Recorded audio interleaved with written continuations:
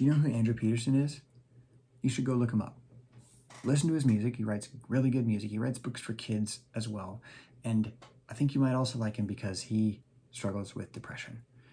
And I've been blessed by listening to his songs, listening to some, like, you can find him just like doing sermons and talks and sharing thoughts on YouTube.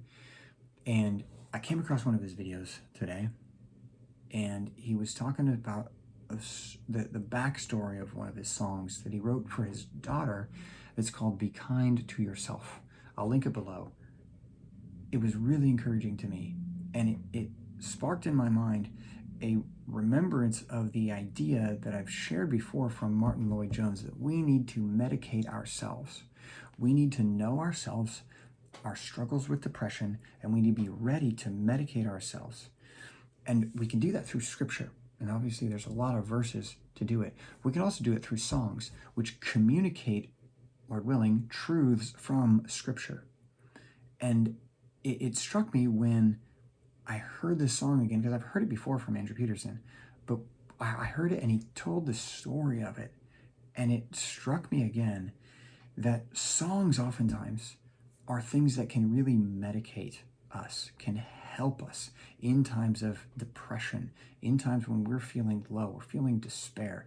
We can put a song in our head or just put it on our phone and listen to it and be really encouraged by it. And you think about new songs like Andrew Peterson's Be Kind to Yourself. Go listen to it. I imagine it'd be encouraging to you, because what the story behind it, here's the story behind it. He realized that his daughter had a tendency like his to, when she did something wrong, she would be upset that she did that thing wrong. But then there would be this kind of progression where she would be upset at herself for getting it wrong. Can you relate to that? And it would be this like downward spiral where she would just not be being kind to herself. She would be getting in this negative spiral of depression. And Andrew Peters is looking at her and realizing, yeah, that's a mirror to who I am and what I'm doing. And there was this one night where he recognized that she was getting in this spiral, and he went into her room and he was speaking with her, and he realized his words were very encouraging to her. And he came out and he actually wrote a song that night, and when she woke up in the morning, he played it for her the next night, that next morning, to encourage her.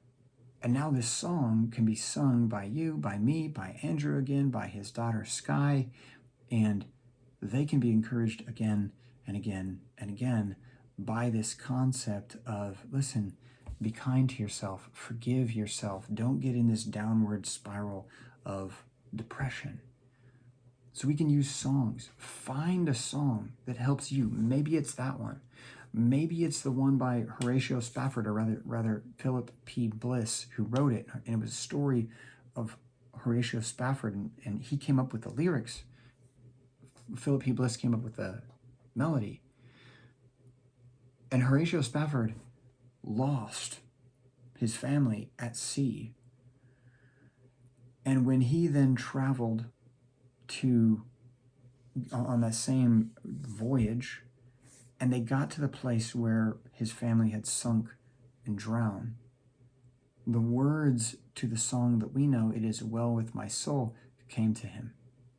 And you can think of those words to that song and realize he was in a very difficult time, but he was able to sing, "It is well with my soul."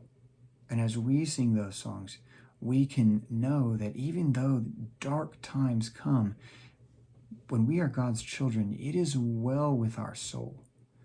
And so maybe one of these two songs will help you. Maybe another one will, but find some songs that will help you.